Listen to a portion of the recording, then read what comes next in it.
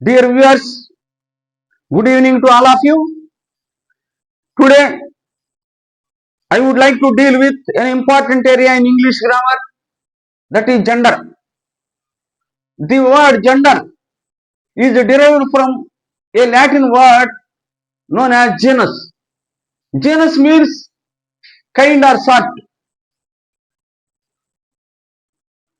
Based on difference in sex of living beings, all the living beings happen to be categorized into 4 types.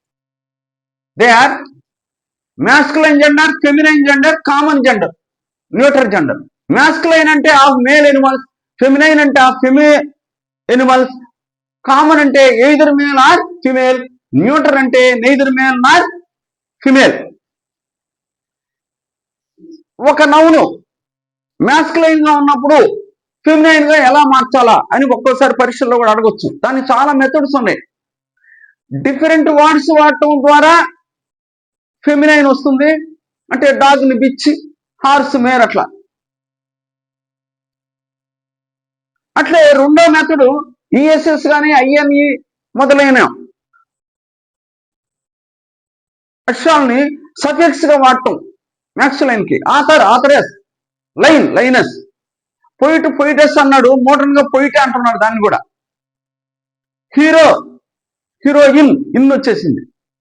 ఇలా ఉదాహరణలు ఉన్నాయి. మూడో method వచ్చేసి ఒక పదానికి ముందు కానీ తర్వాత కానీ వేరే పదం ఉంచటం ద్వారా. Man servant, made servant, land lord, land lady అన్నాడు. కామన్ జెండర్ అంటే ఏదైనా కావచ్చు అన్న. డాగ్, బిచ్ డిఫరెంట్ గా ఉన్నాయి. స్పెసిఫిక్ గా చెప్పాలంటే ఏదైనా కావచ్చు అంటే డాగ్ వాడచ్చు, ఏదైనా కావచ్చు అంటే హార్స్ వాడచ్చు, అట్లా అనమాట. ఇవి తర్వాత డీటెయిల్ గా చూస్తాం. ఇక న్యూట్రల్ జెండర్ ఉంది. ప్రాణం లేని, ప్రాణం లేని వాడి సంగతి వాడిని చేసిపోయి న్యూట్రల్ లో పడేసాడు, నపుంసకలింగం. అంటే neither male not female.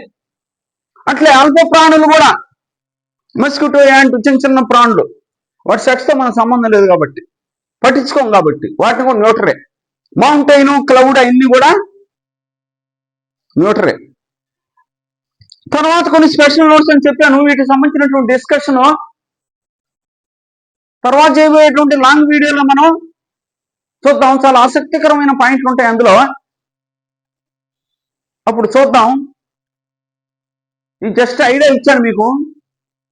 Thank you very much for your being with me.